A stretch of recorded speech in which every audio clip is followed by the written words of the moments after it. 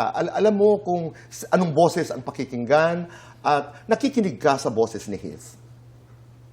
Ay, boses po ni Kuya.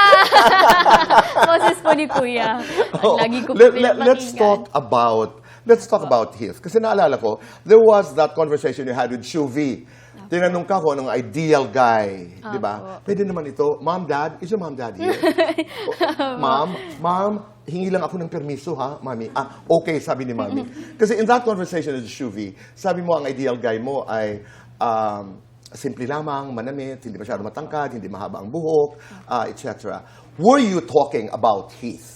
Hindi po si Heath yung May permiso, okay, Mami, ha? Yes po. Okay. Si Daddy po talaga yung sinasabi ko noon. Kasi, Si Daddy talaga ang may gusto kay Heath? Hindi po. Si Daddy po kasi talaga yung nagiging standard ko po. Si Daddy po yung dahilan kung bakit mataas po yung standards ko. Gusto ko po, kung sakali man po, parang si Daddy po, kasing bait po niya, kasing hardworking po ni Daddy. Nagwagwapuhan ka kay Heath? Siyempre po, lahat naman po kami magaganda at pogi. Pero siyempre, wala naman pong ano yun, wala naman pong need. My question is very specific. Pero Caprice, nagwagwapuhan ka sa kanya. Kasi ang dami-daming nagwagwapuhan talaga sa kanya. Apo, agree naman po ako dun sa mga sinasabi nila. Yes po, may itsura naman po si Heath. Okay. May itsura naman po yung Tayo little lang, brother. tayo lang nag-uusap na ito. Sa palagay mo, nagkagusto talaga siya sa'yo? Tayo lang. Diyan tayo. Upo ako dyan. Yung usapang Tito Boy, palagay mo, nagkagusto sa'yo? Nafe-feel ko po, wala po kaming nafe-feel towards each other. Talaga? Bakit?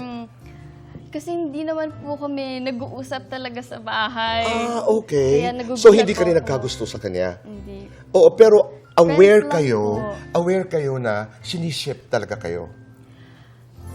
Sa bahay po kasi ni Kuya, may mga inside joke po talaga yung mga housemates na inaasar po siniship kami. na kayong dalawa? Ganon po, ganon. Kasi nga po, hindi nga po kami masyadong nag-uusap. Ako naman po, nakikita ko po siya as a friend po or as a family, as my little brother. Kaya nagulat din po ako na meron po palang sumusuporta sa amin dito sa labas. Paglabas kagabi, were you surprised na ang dami-dami niyong shippers? Cap, Heath, shippers. At ang ilan sa kanila ay nandito ngayong araw. Ako po Na-surprise ka? Nagulat po ako dahil marami rin po pala akong shippers. Grabe, hindi lang po yung Happy. Kaya ako po natutuwa naman po ako sa lahat ng efforts ng ginagawa po ng mga fans namin. Na-appreciate ko po. Tuloy-tuloy na ito? Thankful po. Tuloy-tuloy po. Ako po, gusto ko po sana mag-focus lang po sa sarili ko pong career.